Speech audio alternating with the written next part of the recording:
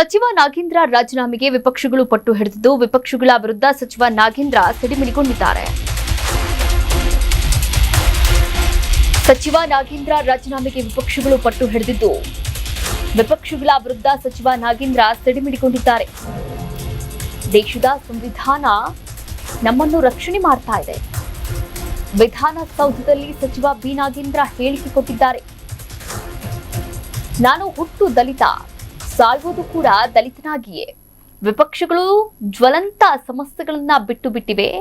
ಸಮಸ್ಯೆಗಳನ್ನ ಬಿಟ್ಟು ನನ್ನನ್ನ ಹಿಡಿದುಕೊಂಡಿದೆ. ವಿಪಕ್ಷಗಳ ನಡೆಯ ವಿರುದ್ಧ ಸಚಿವ ನಾಗೇಂದ್ರ ಕಿಡಿಕಾರಿದ್ದಾರೆ.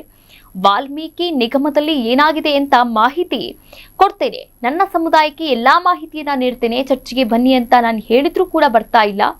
ಯೋಜನಾ ಮತ್ತು ಸಾಂಖ್ಯಿಕ ಸಚಿವ ಬಿ ನಾಗೇಂದ್ರ ಅವರು ಹೇಳಿಕೆಯನ್ನ ನೀಡಿರುವಂತದ್ದು. ಇವತ್ತು ಒಂದು ಸುದ್ದಿಗೋಷ್ಠಿಯನ್ನ ಕೂಡ ಕರೆದಿದ್ರು. ಈ ಸುದ್ದಿಗೋಷ್ಠಿಯ ಮೂಲಕ ದೋಸ್ತಿಗಳಿಗೆ ಟಕ್ಕರ್ ಕೊಟ್ಟಿರುವಂತದ್ದು.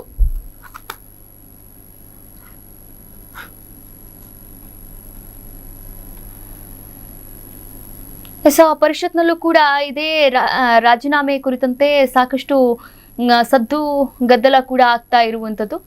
ಬಿ ನಾಗೇಂದ್ರ ಅವರ ರಾಜೀನಾಮೆಗೆ ಪಟ್ಟು ಹಿಡಿದಿವೆ ವಿಪಕ್ಷಗಳು. ಉಪಮುಖ್ಯಮಂತ್ರಿಗಳು ಹೇಳಿದಂಗೆ ಜ್ವಲಂತ ಸಮಸ್ಯೆಗಳ ಬಗ್ಗೆ ಪರಿಹಾರ ಕಂಡ್ಕೋಬೇಕು ಅಂತೇಳಿ ನಾವು ಕೂಡ ಸ್ವಲ್ಪ ರೆಡಿಯಾಗಿ ಇಲ್ಲಿ ಬರ್ತೀವಿ, ಇಲ್ಲ ಅಂತಲ್ಲ. ಅದಕ್ಕೆ ಅವಕಾಶ ಖಂಡಿತ ಮಾಡಿಕೊಡ್ತಾ ಇದೀರಿ ತಾವು, ನಾನು ಇಲ್ಲ ಅಂತ ಹೇಳೋದಿಲ್ಲ.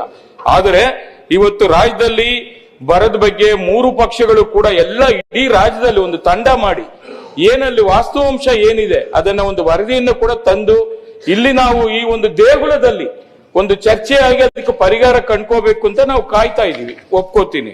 ಇವತ್ತು ಬಿಡದಿ ಇಶ್ಯೂ ಇರ್ಬೋದು, ಬರದ ಬಗ್ಗೆ ಇರ್ಬೋದು, KPSC ಕರ್ಮಕಾಂಡ ಇರ್ಬೋದು, ಈ ತರ ಅನೇಕ ಜ್ವಲಂತ ಸಮಸ್ಯೆಗಳಿದೆ. ಮಾತಾಡೋಣ, ಇಲ್ಲ ಅಂತ ಹೇಳೋದಿಲ್ಲ. ನಾವು ಕೇಳ್ತಾ ಇರತಕ್ಕಂಥದ್ದು ಏನು, ಒಂದು ST ಸಮುದಾಯದ ದುಡ್ಡನ್ನ ನುಂಗಿರತಕ್ಕಂತ ಒಬ್ರು ಸಚಿವರು ಅವ್ರನ್ನ ಯಾವ ಪುರುಷಾರ್ಥಕ್ಕೋಸ್ಕರ ರಾಜೀನಾಮಾ ಕೊಡ್ಸಿದ್ರಿ? ನೋಡಿ, ರಾಜೀನಾಮಾ ಕೊಡಿಸಿ ಆದ್ಮೇಲೆ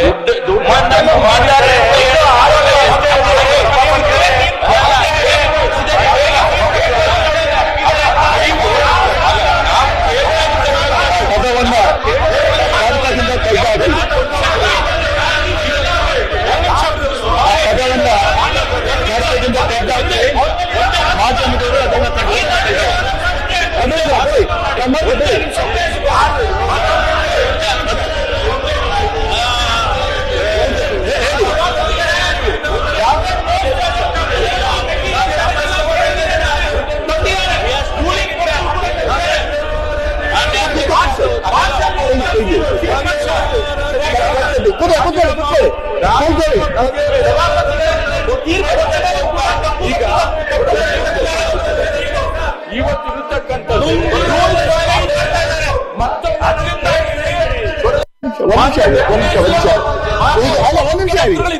ಡೆಪ್ಟಿ ಸಿಎಂ ಕೂಡ ಮನವಿ ಮಾಡಿದ್ದಾರೆ. ರಾಜ್ಯದ ಜ್ವಲಂತ ಸಮಸ್ಯೆಗಳ ಚರ್ಚೆ ಮಾಡುವಂತ ಹೇಳಿದ್ದಾರೆ. ನ್ಯೂಸ್ ಬೀಟ್ ಫಾಲೋ ಮಾಡಿ, ಸಬ್ಸ್ಕ್ರೈಬ್ ಮಾಡಿ.